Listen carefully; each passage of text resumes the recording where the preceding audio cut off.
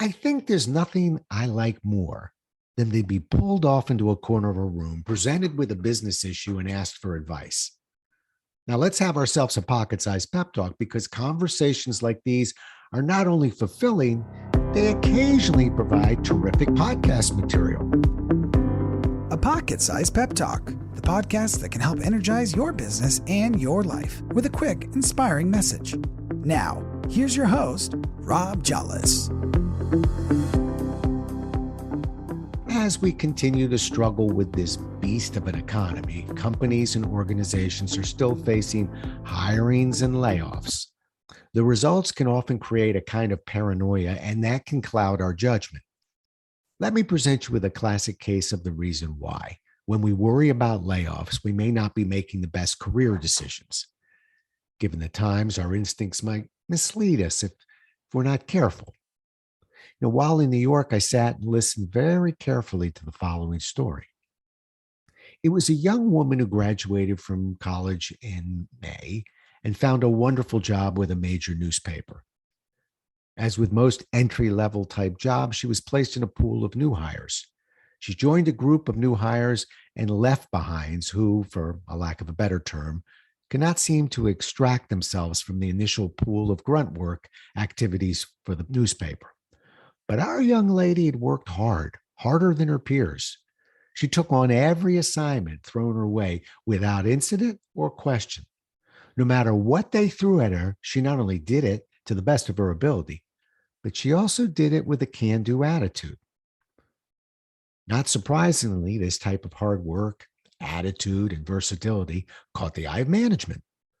After only 3 months, she was promoted out of the first rung of the ladder and moved to a writing pool of about 36 writers. This new pool consists of a collection of veteran and grizzled writers, almost all of whom have specific writing beats or areas of specialty. As the newest writer in the pool, it's not surprising that our young writer was not given a specific beat. Rather, she was told to fill in where she was needed. Fast forward to this week, and our young writer hears that potential layoffs may be looming. Given the lack of seniority within her new position and the lack of a specific writing beat or specialty in her job description, she felt very vulnerable. Her instincts were to try and protect herself by marching into the boss's office and pleading for a specific beat. It's a classic instinct, but it's a dangerous one. Many people believe that when a company contracts or goes through layoffs or decisions, they're always based on seniority. I'm guessing that that's the result of the high-level layoffs we often hear about in the news. In those cases, such as with airline pilots or assembly line workers, it is the high-profile unions that are driving the information and impacting the layoff criteria. But the quiet little secret in the rest of corporate America is that seniority has a lot less to do with layoffs than most people think. I've gone through my share of layoffs with major corporations such as Computer Sciences Corporation, Battelle Memorial Institute, and Xerox, and I've never seen a layoff determined solely by seniority. I'm not even sure it even made the top 3 criteria. In fact, the decision is often put in a manager's hands, and not surprisingly, their criteria is actually quite simple. 1, hard work. Companies want people who are willing to work and work hard. Layoffs often mean that the workload is about to be increased for those who stay, and a history of working hard is a tremendous ally. 2, attitude.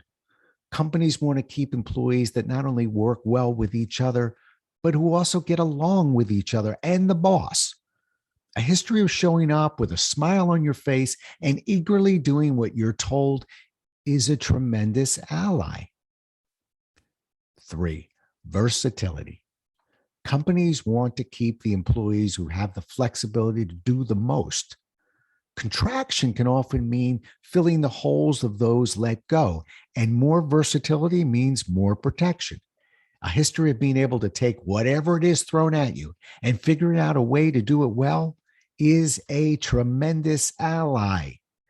You see, the answer for our young friend is to do quite the opposite of what she thought she should do.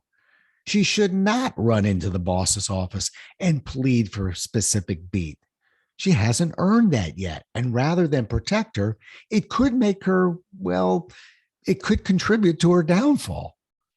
The answer is simply to do exactly what she had been doing: work hard, never complain, have a great attitude. This has obviously been working very well because it has brought her to her current level of success. If the antiquated notion of seniority is truly a major criteria for layoff, it's out of your hands anyway. So, if you ever find yourself in that position, why not try to avoid the paranoia and continue to focus on what you can control and what has made you successful?